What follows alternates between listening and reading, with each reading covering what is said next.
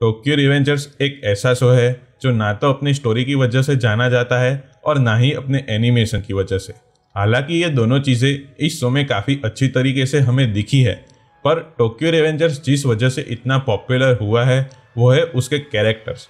Tokyo Revengers के सभी characters काफ़ी वेल रिटन है और ना सिर्फ उसके मेन कैरेक्टर्स बल्कि सभी कैरेक्टर्स काफ़ी ज़बरदस्त तरीके से हमें दिखाए गए हैं। और इस वीडियो में हम इन्हीं कैरेक्टर्स के बारे में बात करेंगे, तो चलिए इस वीडियो को शुरू करते हैं।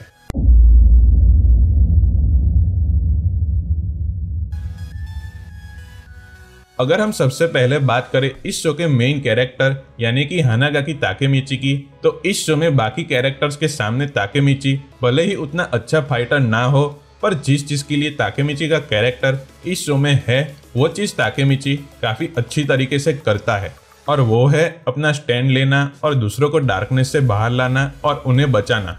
और हमने देखा है कि जैसे जैसे टोक्यो रिवेंजर्स की स्टोरी आगे बढ़ रही है वैसे वैसे ये शो सिर्फ हिनाटा को बचाने से काफ़ी आगे चला गया है, और इसी के साथ हमें ताकेमिची की हिनाटा के साथ साथ दूसरे लोगों को बचाने की डिटर्मिनेशन भी और भी ज़्यादा स्ट्रांग होती हुई दिख रही है।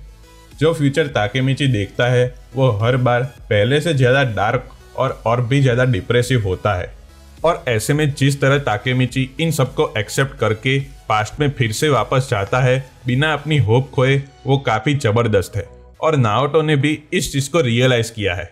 भले ही ताकेमिची कॉमिक रोल में भी हमें दिखाया गया हो, पर इसके अलावा जिस तरह इस स्टोरी में ताकेमिची का रोल है वो काफ़ी ज़बरदस्त है, और अभी आगे जाकर ताकेमिची का कैरेक्टर और भी ज़्यादा डेवलप होने वाला है। पूरे शो में ताकेमिची ऐसा कैरेक्टर है जिसका कैरेक्टर डेवलपमेंट हमें ज़रूर दिखेगा, बट उसका कैरेक्टर कभी बदलेगा नहीं, और ये चीज़ आपको और भी ज़्यादा इस कैरेक्टर के बारे में पसंद आएगी। अगर हम किसी भी मांगा रीडर को ये पूछे कि उनका फेवरेट कैरेक्टर कौन सा है, तो ज़्यादातर लोग आपको माइकी या डरेकन जैसे कैरेक्टर नहीं बल्कि चिफुयो को अपना फेवरेट कैरेक्टर बताएंगे। हालांकि चिफुया का प्रॉपर इंट्रोडक्शन सीजन 1 में हमें काफ़ी लेट मिला, पर फिर भी काफ़ी शॉर्ट टाइम में भी उसका कैरेक्टर काफ़ी पॉपुलर हो चुका है, और इस चीज़ का रीज़न है चिफुया की लॉयलिटी। हमें चिफुया का प्रॉपर इंट्रोडक्शन वहाँ मिलता है जहाँ पर बाजी अपनी वल्हल्ला के लिए लॉयलिटी प्रूव करने के लिए चिफुया का मारता है, पर फिर भी चिफुयू बाजी पर अपना ट्रस्ट नहीं खोता। वो अपने दोस्तों को काफ़ी अच्छे से समझता है, और इसीलिए बाजी के बिना कुछ कहे भी वो उसकी हेल्प करना चाहता है। और ये चीज़ हम अभी से देख सकते हैं कि चिफुयू ताकेमिची का अच्छा दोस्त बन चुका है।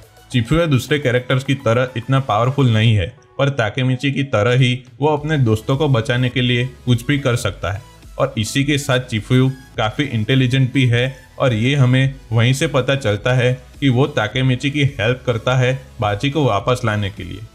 यानी कि बेसिकली चिफुयू मेन कैरेक्टर के बेस्ट फ्रेंड के रोल में हमें दिखने वाला है।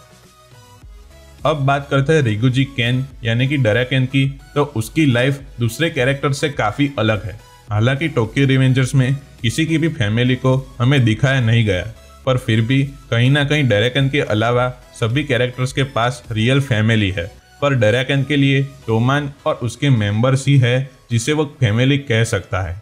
हमें दिखाया गया है कि डराकेन अनाथ है और उसके आसपास के लोगों ने ही उसे बड़ा किया है, पर जिस तरह डराकेन ने टोमान और माइकी को अपनी फैमिली माना है, उस वजह से टोमान में डराकेन का इम्पोर्टेंस माइकी से भी ज़्यादा बढ़ जाता है, क्योंकि टोमान को बनाना भले ही बाजी का आइडिया हो और माइकी भले ही उसका लीडर हो, पर टोमान को बनाए रखने का काम डराकेन का ही था।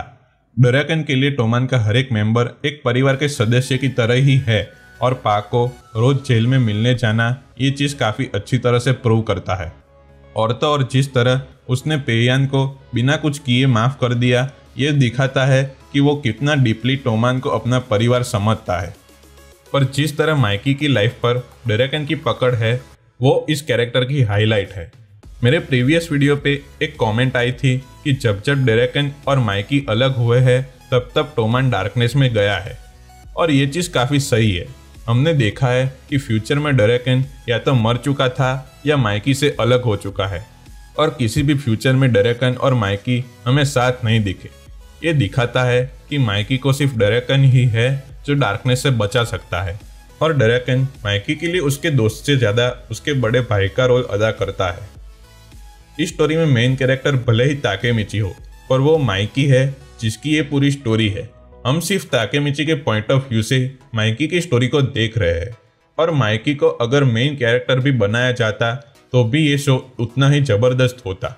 बेसिकली माइकी काफ़ी डार्क कैरेक्टर है, जहाँ पर उसे सिर्फ एक पुश की ज़रूरत है जिससे वो पूरी तरह से डार्कनेस में चला जाए, पर ये उसके आसपास के लोग हैं जिनकी वजह से वो अब तक डार्कनेस से दूर रहा है।